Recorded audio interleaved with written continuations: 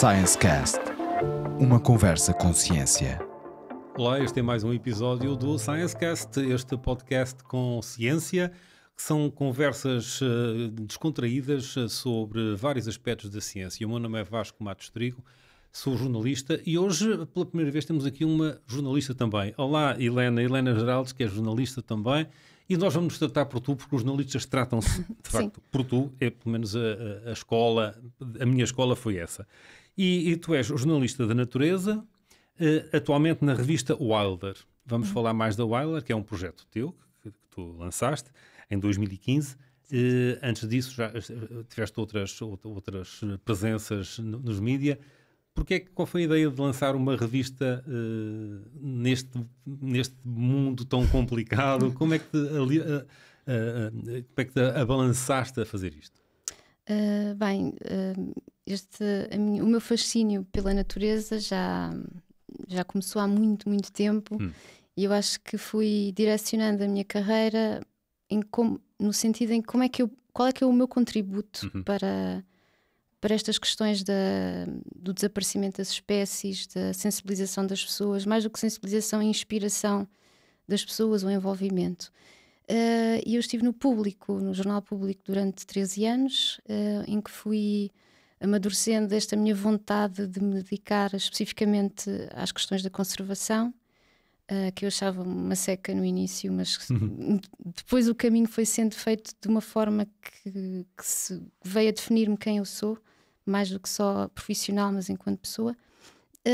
E quando saí do Público, passado esses 13 anos, depois do meu percurso lá, ser muito direcionado para o ambiente e depois para a conservação, tive que escolher ou deixar de ser jornalista, me entregar a carteira, porque estava tudo em aberto, ou continuar a tentar esta via do jornalismo e pronto, e decidi, ainda não sei se bem se mal, mas decidi tentar mais uma vez num modelo um bocadinho diferente. Mas tiveste uma experiência na Fórum Ambiente, não foi? Na revista? Sim, foi onde comecei, em 1997, ainda estava a estudar, e porque eu era uma leitora assídua da revista e era assim, os meus heróis estavam lá, alguns estavam no Público, outros jornalistas assim de renome. E contactei o diretor da altura, que era o Pedro Durdio, e disse-lhe: olha, eu não tenho experiência profissional nenhuma, mas gostava imenso de começar. Mas quero ter, exatamente. E acho que a Fórum Ambiente era assim aquele sítio que eu gostava mesmo. E ele disse que sim, experimentámos. O meu primeiro artigo não teve nada a ver com a natureza, era sobre o design e ambiente, lembro-me bem. Ambiente também. Ambiente, sim, sempre ambiente. E pronto, e foi aí que eu comecei a dar os primeiros passos. Portanto, a tua formação era de jornalismo ou comunicação social? Comunicação social, vertente de jornalismo, sim. Mas depois avançaste mais na formação, digamos assim, não foi? Sim. Tirei uma especialização no Senjor, um ateliê de imprensa, que mais do que aquilo que nós aprendemos na faculdade, ensinava-nos mesmo na prática como é que exatamente, como é que funciona uma redação e as dificuldades que poderemos ter ou não. Mas a minha escola foi toda no Jornal Público, certo. Sem dúvida. E ainda hoje as minhas referências são coisas que aprendi naquela altura. Sim. Em termos de disseminação, divulgação, um jornal diário tem outra divulgação que não tem uma revista como a Wilder, presumo, não é? Mas quais são as vantagens, digamos assim, de estar neste meio? Para já, posso dizer que nós fazemos aquilo que gostamos. Isso é uma boa razão. Sim, eu lembro-me que no jornal às vezes era um bocadinho difícil convencer o editor de que aquela peça era importante e que tinha que ser escrita, aquela história merecia ser contada. Normalmente as questões de ciência ficam sempre por trás, não é? Sim, e as de conservação ainda mais. Se não forem com espécies emblemáticas, que acho que têm sempre lugar, o lince, o lobo, esses são convencem sempre, mas depois há aquelas outras. Eu lembro-me particularmente da história dos peixes de rio, da água doce, que são um dos grupos mais ameaçados no Mediterrâneo, e eu a tentar convencer o editor que eu tinha que escrever aquele artigo, e ele, mas isso ninguém quer saber, isso é um peixe castanho que ninguém vê. Pronto, mas havia essa dificuldade. E aqui somos nós que escolhemos os trabalhos que vamos fazer, temos mais liberdade e depois acho que conseguimos ter uma abordagem mais próxima do leitor. Nós queremos ajudar a falar mesmo para as pessoas que gostam simplesmente da natureza, Sim. outras que trabalham com a natureza, sejam investigadores ou conservacionistas ou técnicos de câmaras, de ONGs, mas no fundo nós vamos dirigir-nos a pessoas que já têm alguma predisposição e vontade. E acho que o que acontece com as publicações especializadas, normalmente já estão mais focadas, sabe-se melhor, consegue-se definir melhor o público. Exatamente, não é? sim. Portanto, quando estavas no curso, já disseste que já tinhas alguma apetência para isto, e antes disso, eras daquelas pessoas que viam aqueles programas de ciência e de divulgação também? Sim. Isso influenciou também a vocação? Foi. Eu lembro-me perfeitamente, eu devia ter, acho que nem 10 anos tinha, um domingo de manhã, estavam a dar aqueles documentários na televisão. Sim. Sobre natureza. Eu confesso que eu já não me recordo qual é que era, mas eu lembro-me de estar de pé em frente à televisão, olhar para aquilo e pensar, não, isto não pode ser, eu vou dedicar a minha vida a isto. Sim. E desde então orientei o meu caminho profissional de forma a dar o tal meu contributo, porque eu pensava, vou ser bióloga ou vou ser veterinária, não, mas eu não gosto de ciência, assim, de matemática e químicas. Sim. E então o que é que eu posso fazer? Eu gosto imenso de escrever e de contar histórias. Então o jornalismo foi a opção, mas sempre nesse sentido, com um objetivo maior. Na Wilder não estás sozinha? Não. Somos uma equipa micro, mas sou eu e a minha colega Inês Sequeira, que também veio do público, também saiu comigo. Também interessada sempre nestas áreas e, portanto... Não, mas uma pessoa extremamente curiosa e sensível. Ela veio da parte de economia, que a partida não terá assim muito a ver. É um tema um bocadinho... Compete ao jornalista às vezes fazer essas pontes e perceber, Exatamente, não é? Sim. Porque, sei lá, estás a falar de uma espécie ameaçada. Isso pode ter consequências económicas, por exemplo, claro. Não é? Ou uma espécie que está a prejudicar o ambiente ou a ser prejudicada pelo ambiente. Isso tudo tem a economia impactos, há aquela frase do tudo é economia, não é? Sim, até as espécies invasoras, não é? Que causam prejuízos enormes. E portanto, vocês são as duas só a escrever? A escrever, sim. E depois temos colaboradores, cronistas, pessoas que nos ajudam a identificar espécies. Temos assim uma rede. Porque há bocadinho referias-te aos públicos que ias atingir, mas vocês, para escreverem, não estão só a pensar no público, ou melhor, não é suficiente ter público, é preciso ter também o tal apoio. Portanto, os tais biólogos ou especialistas nestas áreas não são só o público, são também colaboradores, entre aspas, ou sem aspas até, vossos, não é? Sim, até nós sabemos que nem todos os cientistas sentem aquela apetência e vontade em comunicar, mas há muitos que têm essa vontade de chegar às pessoas, de levar o trabalho deles às pessoas, o seu conhecimento que têm adquirido ao longo de tantos anos. E nós conseguimos reunir algumas dessas pessoas que olharam para a Wilder e acharam que era um bom espaço para elas também darem a sua voz e ajudarem as pessoas. Então nós temos uma rede de investigadores e de especialistas em vários grupos de espécies que nos ajudam mais em particular numa secção que é o Que Espécie é Esta? Que desde 2017 nós ajudamos as pessoas a identificarem espécies de animais e de plantas e de fungos que encontram e que simplesmente querem saber o nome, o que é aquilo, o que é que faz. E agora não, já há muito tempo que não é só querer saber o nome, será que faz mal ao meu cão? O que é que eu devo fazer se encontrar uma ave dentro de casa ou uma cobra? E as pessoas enviam-vos essas dúvidas, digamos assim, e depois vocês procuram resposta, é isso? Assim? Sim. E portanto, as pessoas enviam-nos fotografias sempre com a data e local da observação para ser um registro fiável. E depois nós fazemos a ponte com os investigadores ou os especialistas responsáveis por essas áreas e tentamos responder o melhor que conseguirmos às pessoas, com a maior brevidade possível. E depois publicamos sempre tudo que é para outras pessoas poderem aceder a esse conhecimento também. e já temos uma base bastante interessante. Pois, ia-te perguntar isso, constituíram uma base de dados, ao fim e ao cabo, com essa informação? Sim, há pessoas até que nos dizem: já andei a navegar na Wilder, no que espécie é esta, e já descobri que a aranha que eu vi é a aranha, sei lá, de casa. Sim, isso é interessante. Mas também há outras que...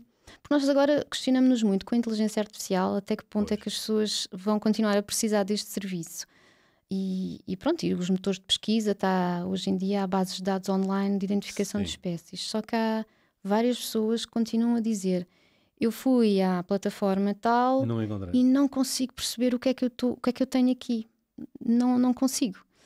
E pronto, eu acho que uma mais-valia que nós podemos dar é que aquele investigador, aquele perito está a responder àquela pessoa. Claro. É uma interatividade mais real, não é? Sim. É para não ser aquilo prima 1, prima 2, prima 3. Exatamente, sim. E, portanto, vocês não têm dificuldade, então, em encontrar esses especialistas para vos ajudar? Porque já referiste que há cientistas que não sentem essa apetência para falar para o público em geral, não é? Fazem os seus artigos científicos, sim senhor, ok? Mas depois não têm aquela paciência ou aquela apetência.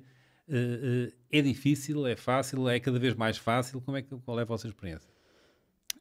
Eu acho que difere mais quanto ao grupo de espécies. Há um grupo em específico que nós temos muita dificuldade, que são as aranhas. É? Sim, mas pronto, temos uma pessoa que não tem grande tempo, mas o tempo que tem ele ajuda-nos. Mas eu não fazia ideia, mas em Portugal não há quase ninguém a estudar aranhas, e as pessoas que havia foram-se embora, foram para outros. Então fazem favor, se alguém nos está a ouvir ou a ver e foi especialista e tenha um bocadinho de disponibilidade, contacta a Wilder para passar a colaborar também, não é? Sim, temos muitas aranhas ainda por identificar. Muito bem, sim senhora. Tu também já referiste que desde muito, muito jovem, muito criança até gostaste destas coisas e vieste a aprimorar, a afinar, digamos assim. Hoje em dia, enfim, és jornalista, sim senhora, carteira profissional. Consideras também uma ativista ou uma militante destas áreas? Eu sempre tive alguma dificuldade em perceber se há espaço para um jornalismo de missão. Sim. Porque nós, enquanto jornalistas, temos o nosso código deontológico. Exatamente. E temos que ser rigorosos, neutros, não podemos ter, claro que não podemos ter opinião, mas quer dizer, acho que há nichos que nós podemos, se o dissermos abertamente. Claro. A transparência é a palavra-chave, não é? Sim, nós na Wilder somos fascinadas pelo mundo natural. Ponto. Isso é a única coisa que eu acho que nos põe o rótulo de jornalismo de missão. Sim, mas se houver um acontecimento qualquer, uma situação em que é preciso, não é dizer mal de um animal, mas criticar, vocês fazem na mesma, sim, não é? Claro. Não estão ali claro. Só sempre... Não, nós devemos isso aos leitores. Exatamente, a tal isenção do jornalista, exatamente, não é? Sim. Estou-me a lembrar o caso das espécies invasoras, exóticas invasoras. Nós sabemos que a espécie em si não tem culpa, não é? Nós é que a pusemos cá no sítio errado. Exatamente. Mas não deixa de ser um problema gravíssimo, e é das maiores ameaças à conservação hoje em dia são as espécies exóticas invasoras. Pois. Isso aí nós tentamos sempre reger-nos, lá está, pelo código deontológico, porque somos jornalistas, não somos produtores de conteúdos. Acho que temos assim mais temos que seguir certos princípios à risca. Há uma responsabilidade Exatamente, assumida, não é? É isso, sim. Pois. Vocês, portanto, contam histórias sobre esses acontecimentos e sobre as espécies que aparecem, tudo isso. Também, por vezes, também fazem algum comentário ou enfim, algum tratamento jornalístico, sei lá, de uma medida governamental que vai afetar o ambiente, por exemplo. Cabe também nas vossas, no vosso âmbito?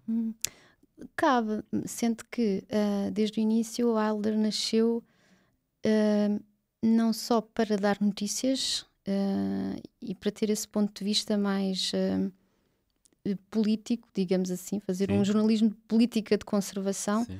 mas sim mais de capacitar as pessoas com informação para elas terem vontade de explorar a natureza, de serem naturalistas, de quererem saber mais. No fundo, dar-lhes conhecimento para elas se tornarem mais ativas. Porque eu faz muita confusão, e cada vez tenho mais essa noção, que há muitíssima gente por Portugal inteiro e arredores que gostam imenso da natureza, nem que seja por ter um quintal e gostam das plantas ou de ver as borboletas, uma coisa uma escala mesmo micro, mas têm essa sensação e tiram uma satisfação grande de estar na natureza ou de ter a sua planta ou de ver uma ave.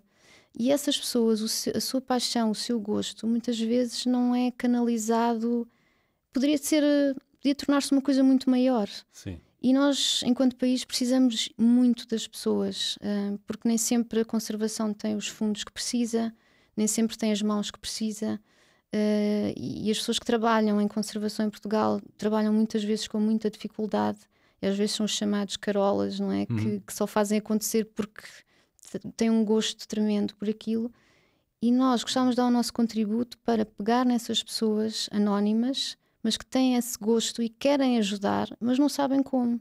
Pois. Não há uma ponte que ligue a quem precisa de mãos ou de meios e a quem quer dar, mas não sabe o que fazer, não sabe com quem falar. E nós... isso caberia num capítulo, digamos assim, se quisermos, de educação ambiental.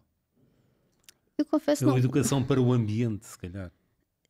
Eu não gosto muito do termo educação ambiental. Quem sou eu para educar quem quer que seja? Eu prefiro inspirar. Sim, há quem diga que nós não educamos, nós não ensinamos as coisas, as pessoas é que aprendem não aprendem, não é? Sim, mas se calhar vai dar ao mesmo, mas eu não me sinto muito confortável com a educação ambiental porque não é que eu não vou educar ninguém, é mais plantar a semente, porque realmente isto não é fácil o mundo natural é uma coisa vastíssima. E nós podemos facilmente sentir-nos assoberbados quando, pronto, ok, eu gosto de natureza, então vou passear numa floresta, mas eu chego lá e posso não conseguir tirar partido nenhum daquilo. É como se fosse, já não me recordo quem fez este paralelismo, mas é como se fosse um museu e os quadros estivessem todos virados ao contrário. Sim. Tu sabes que há valor ali, mas não consegues reconhecer esse valor. É tudo igual, é uma massa verde, e facilmente a pessoa fica perdida e já, como não antevês nenhuma recompensa emocional para ti de uma tarde passada na natureza, muito provavelmente não vais voltar a tentar. Pois, principalmente se chegares lá e houver umas latas para lá. Exatamente. E uns papéis sim, sim. Por exemplo... Era aí que eu falava da educação ambiental, era um bocadinho por isso, a educação comportamental, isso não é? também. Mas enfim, isso as escolas têm um papel... Sim, e se tu gostares muito de uma coisa, não a vais destruir, não é? Pois. Mas como é que... Eu sinto-me fascinada por isto desde o início. Como é que tu levas uma pessoa a gostar da natureza? Quer dizer, porque é que há uns que gostam... E há outros que não suportam, gostam mais das cidades, da cultura, sentem-se seguros, não é? Sim. E há outros que têm uma vontade e uma necessidade do que é selvagem, do que é o ar livre, de horizontes mais abertos, porque as cidades podem ser aquela visão túnel das ruas, do alcatrão, do vidro, precisamos às vezes de outros estímulos e muitas vezes não é fácil de encontrar.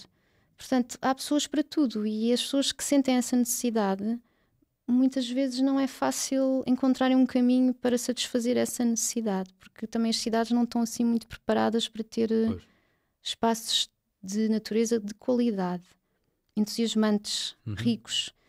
Pronto, eu acho que os espaços verdes são fantásticos nas cidades. Não basta plantar umas árvores e pronto. Sim, com a relva, tudo muito arranjadinho. Não, há espaço para muito mais, há espaço para ser muito mais entusiasmante e para as pessoas conseguirem encontrar essas recompensas emocionais mais perto de casa ou não. Sim, porque eu vejo noutros países onde as pessoas frequentam muito os parques, por exemplo, estamos a falar de parques... E cá ainda, às vezes passamos por parques que estão vazios, não é? Porque as pessoas, calhar, preferem ir para o centro comercial, não é? Mas, Sim. porque como é que se desenvolve esse prazer, esse gosto de contacto com a natureza? Isso é da área da psicologia, provavelmente, não é? Mas eu tenho lido algumas coisas sobre isso, e acho que assim uma conclusão que se pode chegar é as pessoas precisam de ter momentos inspiradores. Uhum.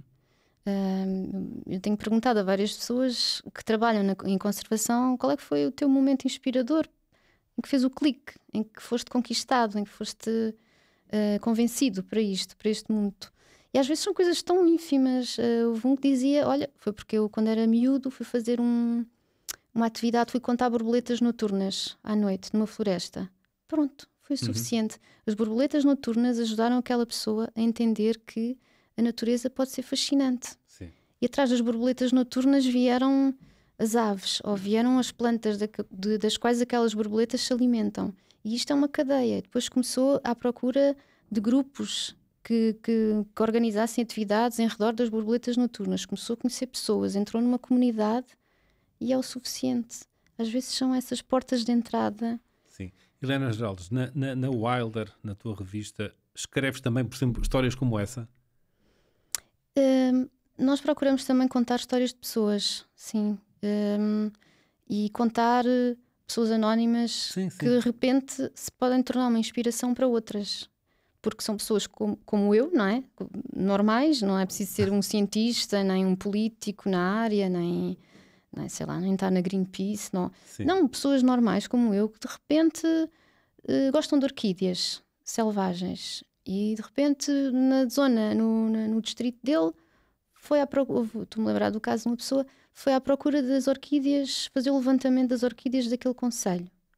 E depois publicou um livro sobre as orquídeas. E ele é uma pessoa normal, não é um perito, quer dizer, hoje é perito, mas não era. Portanto, está ao alcance de qualquer pessoa dar o seu contributo e crescer e subir nesta escada naturalista.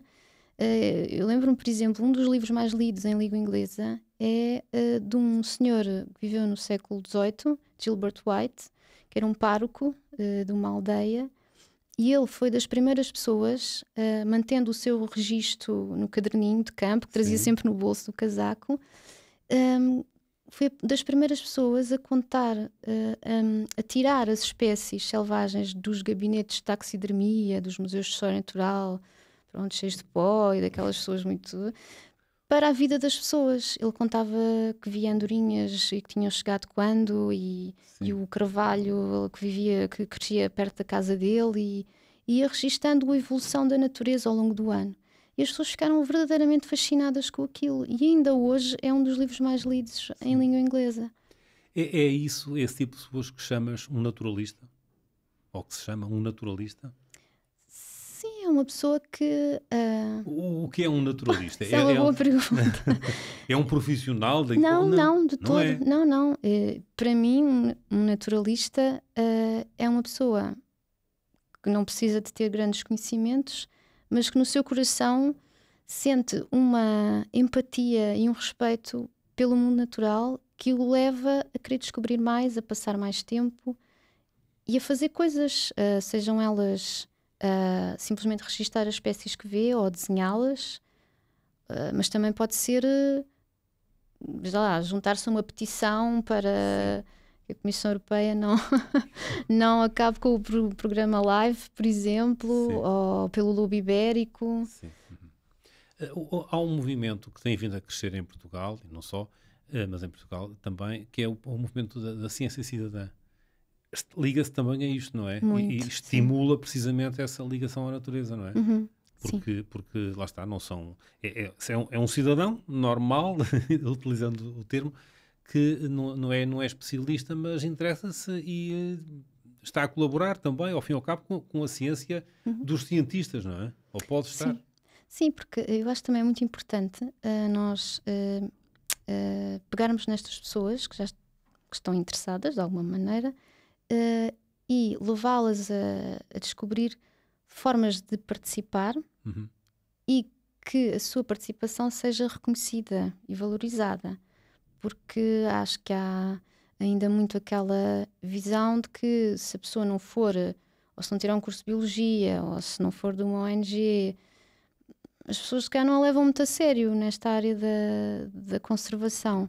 E a ciência cidadã é um caminho excelente para mostrar que muitos projetos de ciência não seriam possíveis sem os registros dos cidadãos. E há aquelas plataformas, o eBird, o iNaturalist, que estão na base de muitos artigos científicos e lá está, é com base nos dados recolhidos por pessoas em todo o mundo. Claro que depois os verdadeiros especialistas, não é? Os cientistas utilizam esses dados e organizam não é?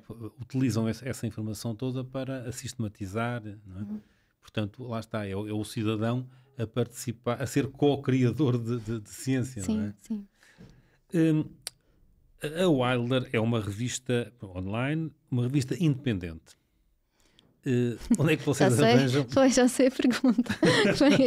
Como é que vocês... Nós sabemos que, enfim, eu nomeadamente já assisti, não participei, nunca fiz parte, mas assisti a vários projetos jornalísticos independentes, que são jornalistas que acham que, sim senhor, vamos fazer aqui uma coisa, e depois aquilo ao fim de uns tempos não dá. Claro. Como é que vocês lidam com isto? Quais são as vossas fontes de financiamento, ao fim e ao cabo? Sim, essa é a pergunta que nos fazem mais vezes. E pronto, nós fizemos 10 anos e continuamos cá. Não sei por quanto mais tempo, mas a ideia é continuar. Enquanto houver ventos e mar. Exatamente, sim. Enquanto fizer sentido para nós. Mas fontes de financiamento, então, é que nós lançámos-nos assim de cabeça, nem sequer podíamos primeiro encontrar patrocinadores ou algum financiamento e depois lançar a revista, mas não, nós quisemos... Não é um projeto económico, é um projeto jornalístico, não é? Sim, mesmo. E pronto, então nos primeiros anos tivemos bastante dificuldade porque pensávamos que fosse mais fácil conseguir financiamento, depois de ter o projeto a andar e com provas dadas, mas não. Então, hoje a maior fonte de receitas que temos são os nossos leitores, que são os subscritores. É por assinatura? Sim. São pessoas que reconhecem valor no nosso trabalho e que nos ajudam por aí com a subscrição. Depois também temos a parte da loja, onde temos desenvolvido alguns produtos que também a sua venda ajuda-nos todos os meses. Porque nós somos uma equipa muito pequena, leve, digamos assim, mas ainda assim são 2 pessoas a trabalhar o tempo inteiro para isto. E eu acho que as pessoas em geral ainda não têm muito aquela sensibilização de que um jornalista precisa de comer. E no fundo nós estamos a dar todos os dias o nosso trabalho. Os nossos conteúdos são totalmente abertos. São gratuitos para qualquer pessoa. Mas pronto, isto tem que haver aqui algum... Claro, não tem uma secção premium, digamos assim, que a pessoa só tenha acesso se pagar de facto? Não, porque nós desde o início decidimos que a Wilder não teria conteúdos trancados. Que seria aberta para todos. Não sei se isso se poderá manter durante muito tempo, mas vamos fazer tudo para que seja 10 assim. Anos, já não é mal. Sim. Falaste na loja, que produtos é que tem? A loja é online também? Sim, é online. E que produtos é que vocês comercializam? Temos fichas de campo, lá está, de identificação de espécies. Todos os anos fazemos um calendário. Agora temos uma agenda perpétua com ilustrações dedicadas às aves de Portugal. Depois temos alguns postais, pósteres, tudo com ilustrações de natureza. Mas o que as pessoas mais procuram são as fichas de campo. Temos um jogo de praia também, com 60 coisas para as pessoas procurarem nas praias. Mas isso é tudo digital? Algumas não. São físicas? Sim, não é? sim. E por lá em coisas físicas, tu também já, penso eu, escreveste livros, não é? O Homem da Mala de Estocolmo. Sim. Por exemplo, é um dos que eu tenho aqui. José Correia da Cunha e a Gênese da Política Pública de Ambiente em Portugal. Que livro é este? Sim, isto surgiu porque eu tirei um mestrado em Ciências e Tecnologias do Ambiente para me especializar um bocadinho mais na área do ambiente. E depois a tese de mestrado foi precisamente a Gênese da Política Pública de Ambiente em Portugal. É aquela coisa, como é que começa, não é? Como é que nós nos começamos a interessar. E também à escala de um país também era uma pergunta que eu tinha muita curiosidade em saber. E por acaso tive a sorte de conhecer a pessoa que começou com tudo, um engenheiro Correia da Cunha, ainda na Comissão Nacional do Ambiente, antes de 25 de Abril.